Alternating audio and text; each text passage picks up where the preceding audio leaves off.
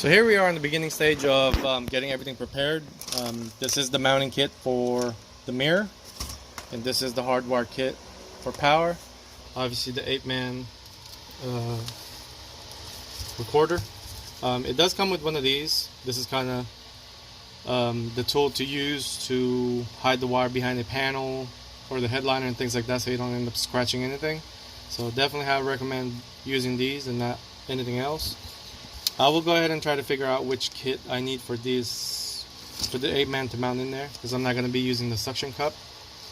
You can still use the suction cup if that's what you prefer. If you want to take the vehicle, or you want to take the kit on and off, you can just plug it in the cigarette lighter, suction cup it, no problem. But I prefer mine to be hardwire, since I do have two of these for my vehicle, my secondary vehicle.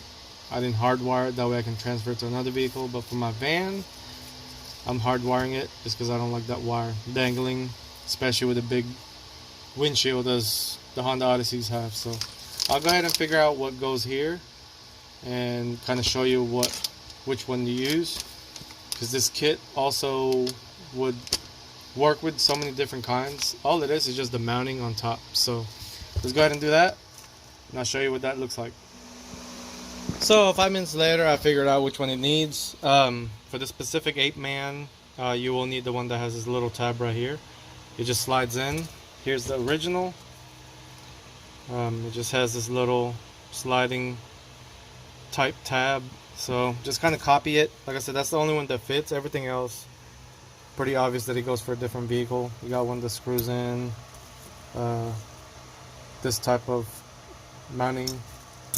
Pretty self-explanatory at that point. So do not forget to put the rubber in, that way it doesn't scratch up your rearview mirror casing. So this goes in that way. So this is going to be your mirror. I'm going to go ahead and mount that in there and see how it looks. So I got mounted everything up. I did make a little bit of change. These nuts, the wing nuts were kind of on this side, so I just flipped them around. That way I don't like seeing that from the mirror. So now it's kind of hidden. Like I said, just kind of tighten it. Might have to tighten that sooner or later, but anyway, so far that's what it looks like. I'm going to be relocating this. It's my wife's thing. So far just kind of leave everything not so tight, but overall I do like it. I like how it mounts, no extra nonsense. So I'm going to go ahead and start running the wire on the top right here, and then you want that thing to go to the bottom fuse box right there. Here's the wiring kit. I'm not gonna do the unboxing, but anyway, just kind of show you what it all comes with. Comes with a longer piece, couple of fuses. You're gonna need one of these tap-up fuse deals. It's nice that it comes with this. I always like to keep them for extras. Fuse puller. So these are also nice. That way your wires are not dangling. That's another nice feature about it. So we'll go ahead and start mounting that. I'll show you what that looks like. So I am preparing to do the running the wires. As you can see, I kind of just have everything loosely connected. Have it like that. And then what you have to do is tuck it in behind here. Just kind of gently pull up like that and then tuck the wire in. And you'll do it all the way around. And I'll show you how to get it in here so you don't have to take this airbag cover off. So we'll go ahead and do this first, then we'll move on to the next step after. Alright, I got the wire kind of ran. Just kind of leave a little slack right here. We'll go pull that back a little bit. There you go. Just leave it a little slack. To get the wire here, you will need the tool that came with it, and just kind of gently pry it and then slide the wire underneath, as you can see from the picture or the video. Let's see.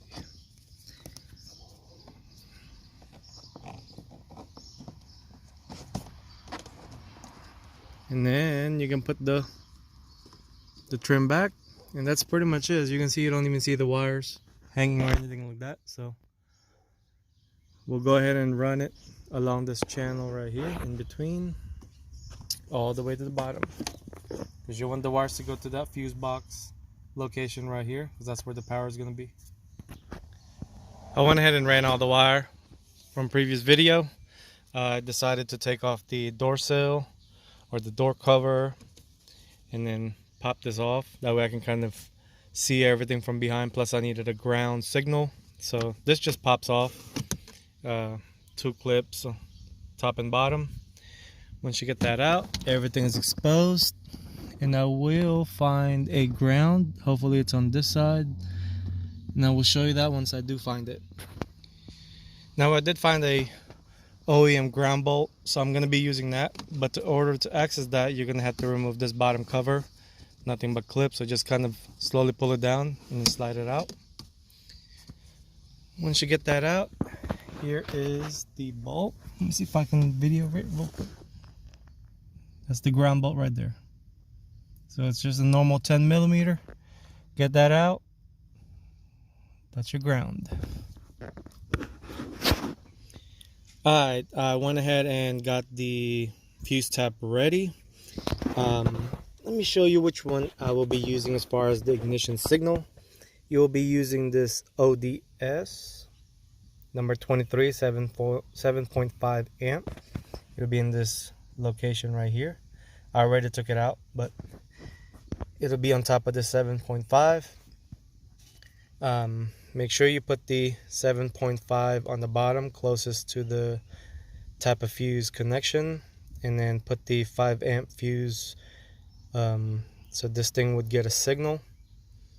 Do not put anything higher than what amperage you are using, meaning for this number 5, don't put any 10 or anything like that, because you want this to pop if something do go wrong with the camera, so you're not messing up the system or anything like that. But the factory system is still gonna pop no matter what, but you want the accessory that you're adding on to pop as well, so you want it to be a lower output, which is a number 5. It does come with a kit, so pretty self-explanatory, but just go ahead and plug it in.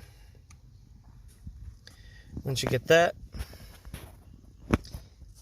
just put your test light in there. So you can see it's getting power, because right now I'm on ignition, so I'm gonna turn it off. So that's off. This is accessory and ignition.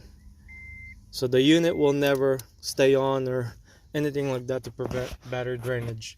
From what I read on the kit itself with the wiring, that it has a battery drainage protection circuit. So if anything goes down to 11.2 or 11.6 volt, it will shut down.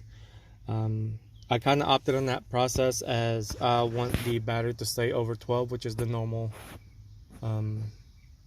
resting voltage. So you don't really want it to go lower than that. But other than that, that's the type of fuse. We'll go ahead and start doing the ground where I showed you, and then we'll connect the power to that. So I got everything plugged in. Just kind of want to show you how I did the ground. So you can see it just slips on in there. So just kind of loosen that bolt and then slip the ground terminal. And that's really all there is to it. Let me zoom in real quick. There you go. And just kind of zip tie it, that way it's not dangling or anything like that. For this process, you don't really have to do these, but I prefer to put these little wire holder things. All it does is sticks onto the surface and it clips on to that wiring. That way it doesn't flap around or smash around your glass. Like I said, you don't have to do it, but it looks cleaner that way, so I'll go ahead and do that. But first things first, you need alcohol wipe. You want to clean the surface so that thing will have full contact and it'll stick a lot better. So I got everything completed. All the wires ran. I know in the previous video I was talking about sticking that thing in there. I tried it and it doesn't really want to hold too good, so I had to choose an alternative. I did find a open slot right here, conveniently enough. I think for the EXL models with the auto dimming lights, I think that's where the wires go. So I just kind of placed it there and then put one zip tie right here, so you can't really see it no more, so it's not really hitting. So this thing is absorbing the movement, so, and this thing is not really going anywhere since it's zip tied. So But yep, everything is done. I already tested it out. Take this off. Let me turn it on so you guys can see it.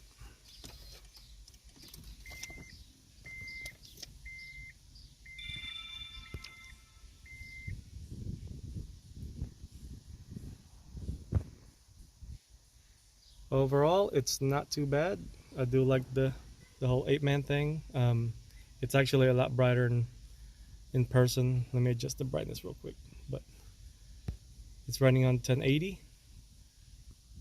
So hopefully you guys like it, and hopefully you guys learn a little bit of something. If you guys have any questions, feel free to leave a comment. If you don't mind clicking the like and subscribing, that would be awesome. Other than that, hope you guys enjoy.